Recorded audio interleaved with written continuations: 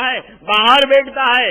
آپ نے تصویریں دیکھی ہوں گی, باب عبدالعزیز کی تصویریں دیکھی ہوں گی, باب فہد کی تصویریں دیکھی ہوں گی. باب عبدالعزیز سے خانے کعبہ نظر آتا ہے, ایک شخص وہاں بیٹھ کر پیارے اسلامی بھائیوں داروں قطار روئے چلے جا رہا ہے, روئے چلے جا رہا ہے. کیوں رو رہا ہے؟ اس کے دل میں غم مصطفیٰ ہے تو رو رہا ہے میرے پیارے اسلامی بھائیوں, وہ روئے چلے جا رہا ہے. ایک جوڑا آتا ہے پاکستانی, اور وہ ایک بیوی اپنے شوہر سے کہتی ہے اس سے پوچھو تو صحیح رو کیوں رہا ہے, ارے اس سے پوچھو تو صحیح یہ رو کیوں رہا ہے. تو ظاہر ہے کہ یہ مقام ایسا ہے تو ہی رونے کا. لوگ روتے ہی ہیں, لوگ کوئی ملتزم سے لپٹ کے روتا ہے, کوئی حجر اسود سے لپٹ کے روتا ہے, کوئی غلاف کعبہ سے لپٹ کر روتا ہے, کوئی طواف کرتے ہوئے روتا ہے, کوئی خانے کعبہ کی زیارت کرتا ہے تو وہ روتا ہے, اپنے گناہوں کو یاد کر کر کے روتا ہے اور اللہ تعالیٰ کی بارگاہ میں دعائے مغفرت کرتا ہے.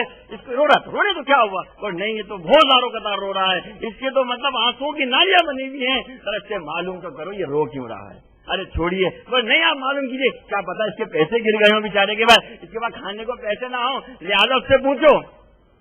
اب وہ شخص اس رونے والے شخص کے پاس بیٹھ جاتا ہے اور کہتا ہے حضرت آپ کیوں رو رہے ہیں؟ وہ کوئی جواب نہیں دیتا, وہ مسلسل روتا ہے, وہ مسلسل رو رہا ہے, کوئی جواب نہیں دیتا میرے پیارے اپنے بھائیوں. پھر وہ سوال کرتا ہے, جب وہ سوال پر واجب ہوتا ہے تو وہ بندہ اللہ کا نیک بندہ, وہ اللہ کا ولی بندہ اپنے سر سے ٹوپی اتارتا ہے, اس کے سر پہ ٹوپی رکھتا ہے اور کہتا ہے دیکھ خانے کعبہ کو. جب وہ خانے کعبہ کو دیکھتا ہے تو بعض لوگوں کو اس نے دیکھا کہ ان کے جو سر تھے وہ خنزیر میں تبدیل تھے, ان کے جو چہرے تھے خنزیر میں تبدیل تھے اور خانے کعبہ کا طواف کر رہے تھے. گناہوں کی انتہا ہو گئی میرے پیارے اسلامی بھائیوں. آج گناہ سر عام ہوتا ہے مگر کوئی خوف خدا ہمارے اندر ذرہ برابر بھی نہیں ہے پیارے اسلامی بھائیوں. آج ہمارا حال کیا حال ہو گیا میرے پیارے اسلامی بھائیوں. کیا ہمیں مرنا نہیں, کیا ہمیں قبر میں اترنا نہیں, کیا ہمیں اللہ کے حضور کھڑا ہونا نہیں, کیا ہم نے اپنے اعمال کا حساب دینا نہیں میرے پیارے محترم اسلامی بھائیوں. آئیے میں آپ کو ایک اللہ کے ولی کا واقعہ سناؤں, اسی کے بعد جو میں نے آپ کو واقعہ سنایا کہ جس کی روح جو ہے وہ اٹک اٹک رہی تھی. آئیے پیارے اسلامی بھائیوں, اولیاء کاملین میں سے ایک بزرگ علی رحمت کی موت کا وقت قریب آیا تو انہوں نے اپنے بیٹے سے فرمایا, اے میرے بیٹے میری وصیت پر غور سے سنو اور اس پر ضرور عمل کرنا, اس پر ضرور عمل کرنا. اور اس نے عرض کی کہ بہت بہتر ابا جان. فرمایا بیٹے میری گردن میں ایک رسی ڈال کر مجھے محراب کی طرف گھسیٹو اور میرے چہرے کو خاک آلود کر دو اور یہ کہتے جاؤ کہ یہ اس شخص کا انجام ہے کہ جس نے اپنے مولا عز و جل کی نافرمانی کی, اپنی نفسانی خواہشات کو ترجیح دی اور اپنے مالک کی اطاعت سے غافل رہا. جب ان کی اس خواہشات کو پورا کر دیا گیا تو انہوں نے اپنی نگاہ آسمان کی طرف اٹھائی اور عرض کی, ذرا غور کریں انہوں نے کیا عرض کی, اے میرے معبود, اے میرے آقا و مولا عز و جل, تیری بارگاہ میں حاضر, حاضری کا وقت آ پہنچا. میرے پاس ایسا کوئی عذر نہیں کہ جسے تیری بارگاہ میں پیش کر سکوں مگر اے مولا عز و جل میں گناہگار ہوں اور بخشنے والا ہے تو, اور میں مجرم ہوں اور تو رحم فرمانے والا ہے. میں تیرا بندہ ہوں اور تو میرا آقا ہے. میری عاجزی اور ذلت پر رحم فرما کیونکہ گناہ سے بچنے اور نیکی کرنے کی قوت تو ہی عطا فرماتا ہے. یہ کہنے کے بعد اس بزرگ علی رحمہ کی روح قفس عنصری سے پرواز کر گئی. اسی لمحے گھر کے کونے سے ایک آواز سنائی دی جسے گھر میں جتنے لوگ تھے سب نے سنا. اب وہ آواز کیا تھی, وہ غیبی آواز کیا تھی پیارے اسلامی بھائیوں. ایک غیبی آواز ہم نے پہلے سنی, کیا سنی تھی کہ ہم نے تجھے کئی بار امان دی مگر ہم نے تجھے بہت بڑا دھوکے باز پایا.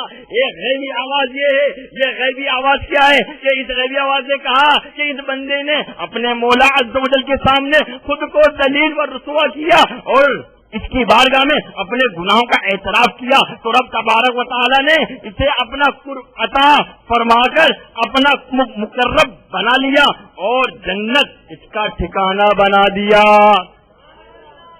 تو میرے میٹھے محترم اسلامی بھائیوں، یہ حال تو نیکوکاروں کا ہوتا ہے، اور ہم بدکاروں کا حال پیارے اسلامی بھائیوں کیا ہوگا کہ ایک وقت کی ڈھنگ سے ہمارے پاس تو پیارے اسلامی بھائیوں نمازیں بھی نہیں ہیں، ہمارے پاس نمازیں بھی نہیں ہیں، اور نہ جانے پیارے اسلامی بھائیوں ہمارا حال بے حال ہوا چلا جا رہا ہے۔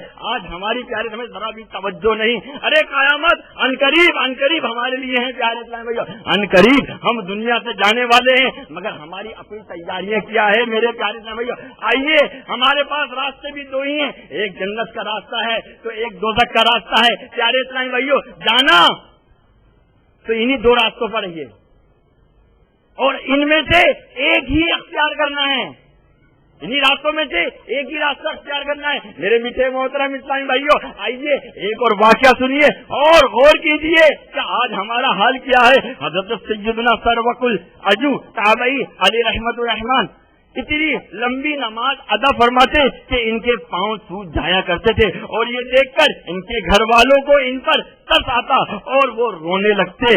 ایک دن ان کی والدہ نے کہا کہ میرے بیٹے، تو اپنے کمزور جسم کا خیال کیوں نہیں کرتا؟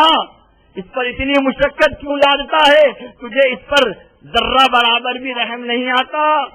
کچھ دیر کے لیے آرام کر لیا کرو۔ کیا اللہ عز و جل نے جہنم کی آگ صرف تیرے لیے پیدا کی ہے کہ تیرے علاوہ کوئی اس میں پھینکا نہیں جائے گا؟ انہوں نے جواب دیا، غور کیجیے، عرض کی امی جان، انسان کو ہر حال میں عبادت کرنا چاہیے، کیونکہ قیامت کے دن دو ہی باتیں ہوں گی، یا تو مجھے بخش دیا جائے گا یا پھر میری پکڑ ہو جائے گی۔ اگر میری مغفرت ہو گئی تو یہ محض اللہ عز و جل کا فضل اور اس کی رحمت ہوگی، اور اگر میں پکڑا گیا تو یہ اس کا عدل ہوگا۔ لہذا اب میں آرام نہیں کروں گا اور اپنے نفس کو مارنے کی پوری کوشش کرتا رہوں گا۔ جب ان کی وفات کا وقت قریب آیا تو انہوں نے گریہ وزاری شروع کر دی۔ لوگوں نے پوچھا کہ آپ نے تو ساری عمر عبادت، مجاہدوں اور ریاضتوں میں گزاری ہے، اب کیوں رو رہے ہو؟ تو آپ نے فرمایا کہ مجھ سے زیادہ کس کو رونا چاہیے کہ میں 70 سال تک اس دروازے کو کھٹکھٹاتا رہا، میں 70 سال تک اس دروازے کو کھٹکھٹاتا رہا، آج اسے کھول دیا جائے گا، لیکن یہ نہیں معلوم کہ جنت کا دروازہ کھلتا ہے یا دوزخ کا۔ کاش میری ماں نے مجھے جنم نہ دیا ہوتا اور مجھے یہ مشقت نہ دیکھنا پڑتی۔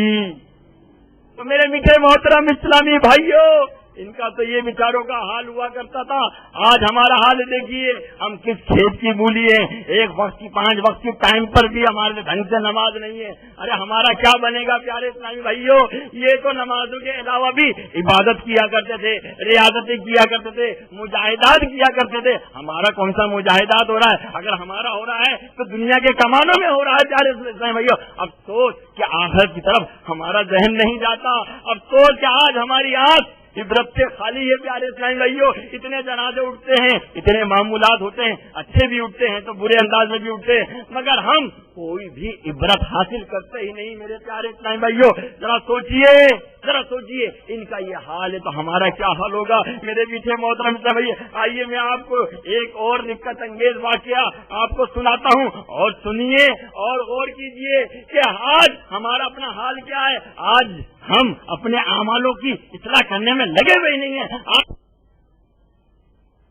سچ صحت مند ہوتا ہوں تو تیری نافرمانی کرتا ہوں، اور جب کمزور ہوتا ہوں تو تیری اطاعت کرنے لگتا ہوں، طاقت کے جام میں تجھے ناراض کر بیٹھتا ہوں، کمزوری کے عالم میں تیری فرما برداری کرنے لگتا ہوں۔ ہائے میری عقل کو کیا ہو گیا، کاش میں جان سکوں کہ تو میری ندامت کو قبول کر لے گا یا مجھے میرے جرم کی وجہ سے دھتکار دے گا۔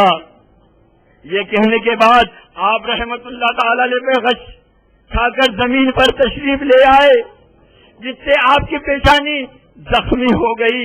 ان کی والدہ ان کے پاس آئیں اور ان کے ماتھے پر بوسہ دیا اور روتے ہوئے ان کی پیشانی صاف کی، پھر کہنے لگی، اے دنیا میں میری آنکھوں کی ٹھنڈک، آخرت میں میرے دل کے چین، اپنی رونے والی بوڑھی ماں سے کلام کر اور شکستہ دل ماں کی بات کا جواب دے. جب آپ